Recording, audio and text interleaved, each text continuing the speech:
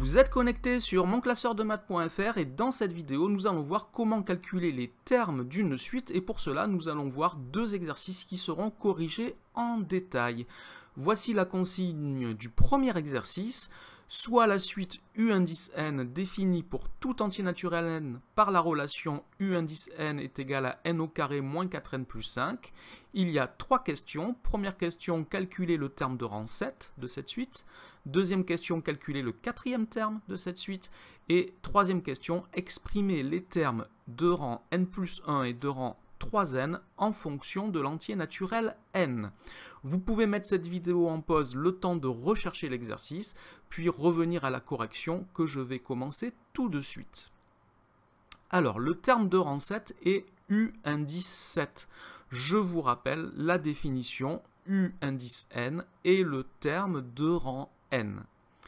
Alors pour calculer un terme d'une suite, il faut regarder comment est définie la suite. Ici, la suite est définie par une formule explicite, c'est-à-dire que nous avons une relation qui nous permet de calculer U indice n en fonction de n uniquement. Donc ici, si je connais la valeur de n, il me suffit de remplacer n par cette valeur pour calculer le terme de rang n. Donc pour calculer le terme de rang 7, il faut que je remplace n par 7 dans cette formule.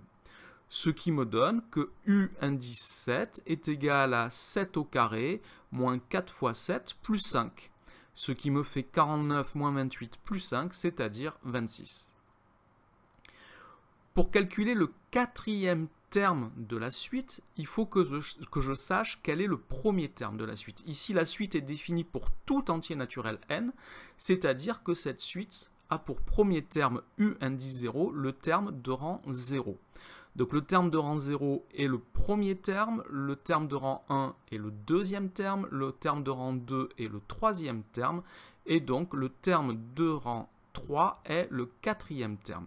Donc le premier terme étant U indice 0, le quatrième terme est U indice 3, et on procède comme tout à l'heure, on remplace n par 3 dans la formule, ce qui va nous donner 3 au carré moins 4 fois 3 plus 5, c'est-à-dire ici 9 moins 12 plus 5, ce qui fait 2. Voilà pour la deuxième question. Troisième question, nous voulons exprimer les termes U indice n plus 1 et U indice 3n. Et pour cela, on procède toujours de la même façon. On remplace n par n plus 1, par exemple, pour avoir le terme de rang n plus 1. C'est ce que je vais faire. Donc je remplace n par n plus 1 dans la formule, ce qui me donne que U indice n plus 1 est égal à n plus 1 au carré, moins 4 fois n plus 1, plus 5. Je développe l'identité remarquable n plus 1 au carré me donne n au carré plus 2n plus 1. Moins 4 fois n plus 1 me donne moins 4n moins 4 plus 5. Ce qui me donne, une fois réduit, n au carré moins 2n plus 2. Je procède de la même façon pour le terme de rang 3n. Je remplace n par 3n dans la formule. Ce qui me donne donc 3n au carré moins 4 fois 3n plus 5, c'est-à-dire 9n au carré moins 12n plus 5, et c'est la réponse à la question qui était posée. Voilà pour ce premier exercice.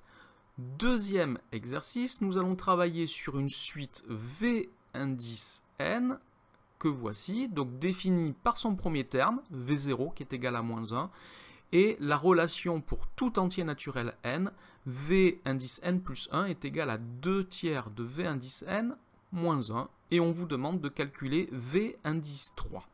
Vous pouvez mettre cette vidéo en pause, le temps de chercher l'exercice, et revenir à la vidéo pour regarder la correction que je commence tout de suite. Alors, ici, la première chose à regarder, c'est comment est définie la suite. La relation V indice n plus 1 est égal à 2 tiers de V indice n moins 1 est une relation de récurrence, c'est-à-dire une relation entre un terme et le terme qui le précède. Vn plus 1 est le terme qui suit Vn et V indice n est le terme qui précède V indice n plus 1. Avec une telle relation, pour calculer un terme, il faut connaître tous les termes qui le précèdent. Donc ici, je cherche à calculer le terme de rang 3. On me donne le terme de rang 0, je dois donc calculer les termes de rang 1 et 2, c'est-à-dire V indice 1 et V indice 2, avec cette relation. Donc V indice 1 est égal à 2 tiers du terme qui le précède, c'est-à-dire V indice 0, moins 1.